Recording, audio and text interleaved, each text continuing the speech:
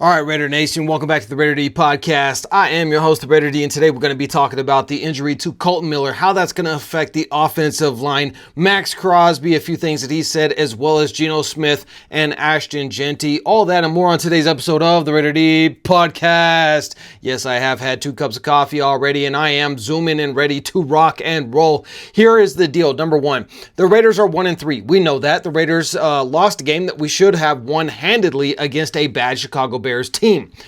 But we didn't. We faltered, and that was Geno Smith's fault, and he has come out and he has said that it is his fault. Now, a lot of people are saying throw in the towel already. Get rid of him, bench him, put in Pickett, all this other stuff. AOC when he comes back, etc., etc., etc. Kenny Pickett, absolutely not. No way. Kenny Pickett is the exact same thing as what we already have, but less talented. So there is absolutely no way that we're going to go with Kenny Pickett. He was just picked up because of AOC. No other reason other than that. When AOC is back, he will be QB number 2, not Kenny Pickett, unless something has happened in practice to where Kenny Pickett has really shined. Maybe the Raiders would take a look at him, but they're not giving up on him when we've only lost 3 games on the season. Now, obviously, because we've lost those 3 games, statistically, we have less than, I think, a 15% chance of actually making the playoffs. And the way that this team is played, even if we make the playoffs, most likely we get eliminated in the very first round. Okay.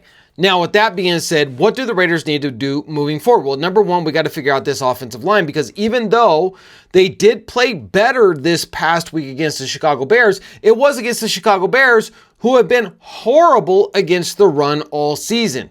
They're not a good team. And so the Raiders blocking looked better because we were against a subpar defense, especially defensive line.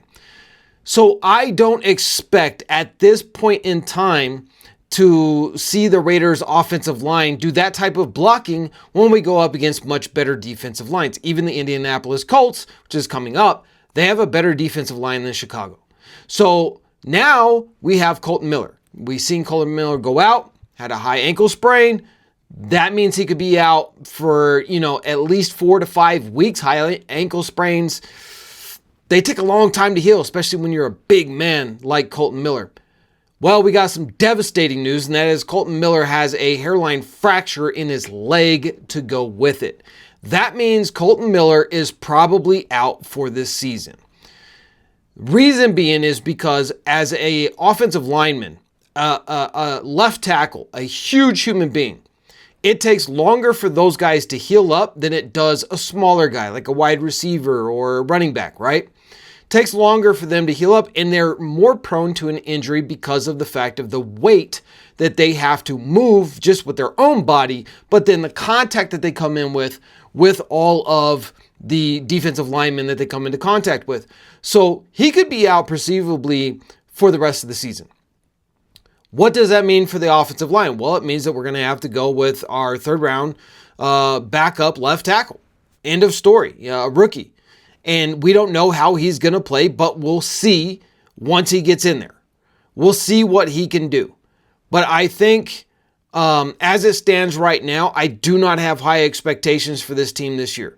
Seeing the way that they've played hard, they've played good at times, but then, they make terrible mistakes and things just don't go our way. And we as Raiders fans know how that goes, right? However, there are some very bright notes. We're going to touch on those in here just a second. But I do want to say thank you to Box House for being a sponsor of the channel, because they are that awesome. I've done business with them myself, so I understand just how good of a company they are. Kevin Ross is the absolute dude over there. He is like the Max Crosby of box houses, right?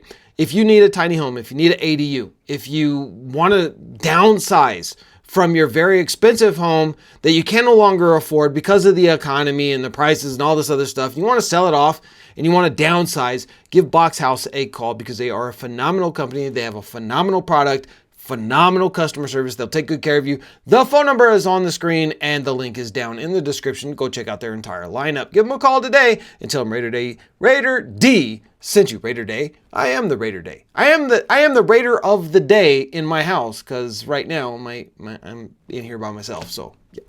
Okay. Anyway, moving on. Let's talk about some really bright notes right now. Max Crosby is him. He is the man. He is the dude. He is one of the best, if not the best defensive ends in the NFL. And there are some really good defensive ends in the NFL. But the thing that makes Max different and special is that this dude's motor is beyond measure. He just never stops. He never gives up. He never quits, and he never wants to come out of the game. He got his first career interception from his own batted ball. I mean, that's just the type of a game changer that he is. And it really sucks to see that the Raiders have not been able to put him together a winning team with a winning quarterback. I think at this point, getting rid of Derek Carr was a mistake because we didn't have a plan. We didn't have a plan. And now all we have is these retread old quarterbacks who come in and they play horribly. Terrible. And the Raiders can't win. And this has got to be super frustrating for Max Crosby. Now, with that being said, they did play Malcolm Koonce a little bit more in this game. They'd only been giving him like 14, 15 snaps a game the first couple of weeks. And that was a huge mistake because Malcolm Koonce is a game wrecker as well. But he needs reps. One of the good things about him is he has incredible bend, balance, and speed coming off that opposite side of Max Crosby. And they need to utilize him more. That's why we re-signed him to a one-year prove-it deal. We'll let the man go out there and prove it. We'll see if that continues on this week, and I'll touch base on that after the game and see how they did. But I think Malcolm Koonce is getting ready. I've seen him getting close.